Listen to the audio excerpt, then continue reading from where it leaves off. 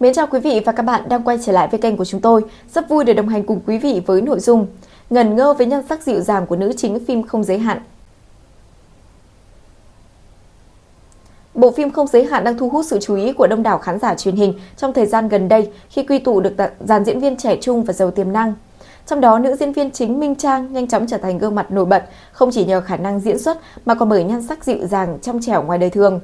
Mới đây, Minh Trang đã đăng tải loạt hình ảnh ghi lại những khoảnh khắc đời thường trên trang cá nhân của mình. Khác với hình ảnh nhân vật trên màn ảnh nhỏ, nữ diễn viên xuất hiện với một phong cách nhẹ nhàng, nữ tính, mang đến một cảm giác gần gũi và tự nhiên.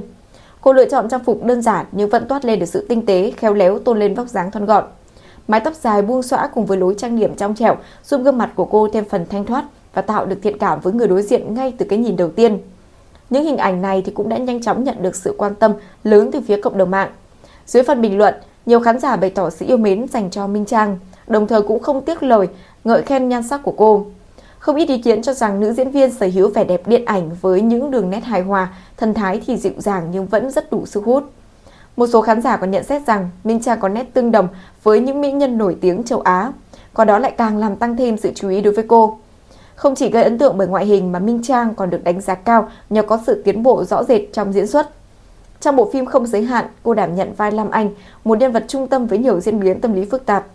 Vai diễn này đòi hỏi khả năng thể hiện chiều sâu cảm xúc, từ những khoảnh khắc rất nhẹ nhàng tình cảm cho đến các tình huống căng thẳng hơn, giằng xé về nội tâm. Theo nhận xét từ phía khán giả, Minh Trang đã thể hiện tròn vai, mang lại cảm xúc chân thật và cũng dễ đồng cảm. Sự thành công bước đầu này của vai diễn Lam Anh được xem như là một cột mốc đáng chú ý trong sự nghiệp của nữ diễn viên sinh năm 1995.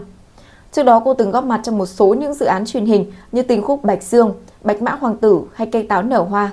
Tuy nhiên, phần lớn các vai diễn trước đây thì chưa thực sự giúp cho Minh Trang bứt phá hoặc ghi dấu ấn mạnh mẽ. Với bộ phim Không Giới Hạn, việc đảm nhận vai nữ chính đã mở ra cơ hội để cô chứng minh năng lực và khẳng định vị trí trong lòng khán giả. Bên cạnh diễn xuất cá nhân, sự kết hợp giữa Minh Trang cùng với bạn diễn Steven Nguyễn cũng là yếu tố góp phần tạo nên sức hút cho toàn bộ phim. Dù đây cũng là lần đầu tiên hai vai diễn của hai diễn viên này được hợp tác, họ vẫn được đánh giá có phản ứng hóa học rất tự nhiên và ăn ý. Những cảnh quay chung của cả hai mang lại cảm giác chân thật, không gượng ép, giúp khán giả dễ dàng tin vào câu chuyện tình cảm mà phim xây dựng. Sự tương tác mượt mà giữa hai diễn viên được xem là điểm cộng lớn, góp phần giữ chân người xem qua từng tập phát sóng. Và ngoài yếu tố chuyên môn, đời sống cá nhân và hình ảnh ngoài đời của diễn viên Minh Trang cũng nhận được rất nhiều những sự quan tâm. Trên mạng xã hội, cô thường xuyên chia sẻ những khoảnh khắc ấn tượng giản dị từ sinh hoạt thường ngày cho đến hậu trường công việc. Và điều này giúp cho khán giả có một cái nhìn gần gũi hơn về nữ diễn viên, đồng thời cũng tạo cảm giác rất thân thiện, không khoảng cách. Nhiều người cho rằng chính sự tự nhiên này là một trong những yếu tố để giúp cho diễn viên Minh Trang chiếm được cảm tình thực sự của công chúng.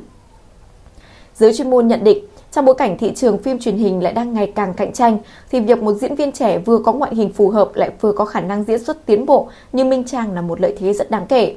Tuy nhiên, để duy trì được sức hút lâu dài thì cô cũng vẫn cần tiếp tục trau dồi các kỹ năng, lựa chọn kịch bản phù hợp và thử sức với nhiều dạng vai khác nhau hơn nữa nhằm tránh sự một màu trong diễn xuất.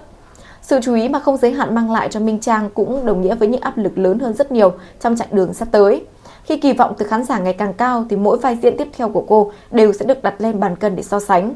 Dẫu vậy thì với nền tảng được đào tạo bài bản từ trường Đại học Sân khấu Điện ảnh Hà Nội cùng với kinh nghiệm tích lũy qua các dự án trước, nữ diễn viên được kỳ vọng sẽ tiếp tục phát triển và khẳng định được vị thế của riêng mình.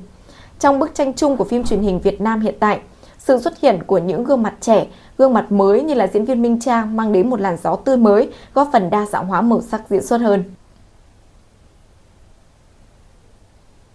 Vừa rồi là những thông tin mới nhất được cập nhật trên kênh của chúng tôi. Cảm ơn quý vị đã quan tâm theo dõi. Xin chào và hẹn gặp lại.